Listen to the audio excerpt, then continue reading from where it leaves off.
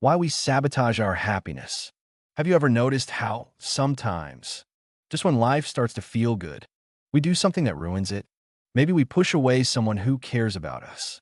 Maybe we procrastinate on a big opportunity. Maybe we convince ourselves that we don't deserve to be happy. It's strange, isn't it?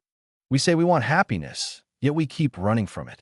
Today, we're going to uncover why we sabotage our own happiness, the psychology behind it, and how to finally break that hidden cycle. Believe it or not, psychologists have a word for this. Cherophobia, the fear of being happy. It's not that people hate happiness itself. It's that happiness feels unsafe. Because when we're happy, we become vulnerable. We start to think, what if this doesn't last? What if I lose it? What if it all goes wrong again? So we protect ourselves by never letting ourselves get too happy. It's like living life with the brakes on. We accelerate just enough to feel progress, but stop ourselves before the ride gets too exciting. The mind says, if I never let myself feel too good, then I'll never be disappointed. But that's the first trap. Happiness requires change, and change means uncertainty. Most of us are not addicted to sadness. We're addicted to familiarity. Even if the familiar hurts, it feels safe because it's what we know. So we stay in toxic relationships. We hold on to jobs that drain us. And we replay the same arguments in our heads. Because deep down, the brain says, better the pain I know than the joy I don't understand. Our brains are wired to survive, not to thrive. And to the brain, new happiness feels like danger. That's why we self-sabotage. Not because we're broken, but because our nervous system thinks it's keeping us safe. Another reason we sabotage happiness is the quiet voice that whispers, I don't deserve this. Maybe you grew up in a home where love had to be earned, where praise was rare, where joy felt temporary. So now, as an adult, you subconsciously believe that peace or success must come with a price. If something feels too easy, you'll find a way to complicate it. If someone loves you, you'll look for reasons they shouldn't. If life starts to feel calm, you'll stir the storm just to feel normal again. This is called self-concept sabotage. We act in ways that match how we see ourselves. If we see ourselves as unlucky, we'll unconsciously create situations that confirm that belief. Until we upgrade the story we tell ourselves, we'll keep rewriting the same sad ending. There's also the control factor. Some people fear happiness because it feels like giving up control. Think about it. When things are bad, you know what to expect. You know the feeling, the rhythm, the limits. But happiness?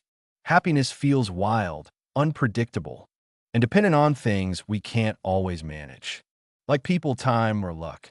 So, we'd rather manage our misery than risk losing our joy. It's easier to feel in charge when we're the ones breaking our own hearts. At least we know who to blame. But here's the truth. Control isn't peace, and peace isn't control. They don't live in the same house. Our brains are pattern-making machines. They connect dots between past pain and future fear. If your past taught you that happiness always ends in loss, you'll start expecting that loss before it even arrives. You'll sabotage it just to feel prepared.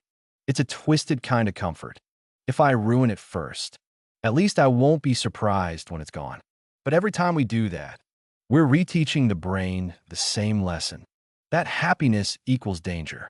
Breaking that cycle starts by noticing it. Awareness is the first act of rebellion. Here's the good news. This pattern isn't permanent. It's just a habit, a mental reflex. And like any habit, it can be rewired. Let's talk about how. Step 1, awareness. Catch yourself in the act. When you start overthinking, pulling away, or ruining good moments, pause. Ask, what am I afraid of losing right now? Step 2, reaccept joy as safe. When something good happens, remind yourself, it's okay to enjoy this. It's safe to feel good. Train your brain to associate happiness with safety, not danger. Step 3, heal your self-image. You are not what happened to you. You are what you choose to believe next. Start identifying as someone who deserves good things, not someone who's waiting for them to disappear. Step 4. Practice receiving. Accept compliments. Enjoy small wins. Take rest without guilt. Every act of receiving teaches your nervous system that peace is not a threat. Step 5. Forgive your old self. You didn't sabotage happiness because you were weak. You did it because, once upon a time, you learned that happiness was dangerous. Now you know better.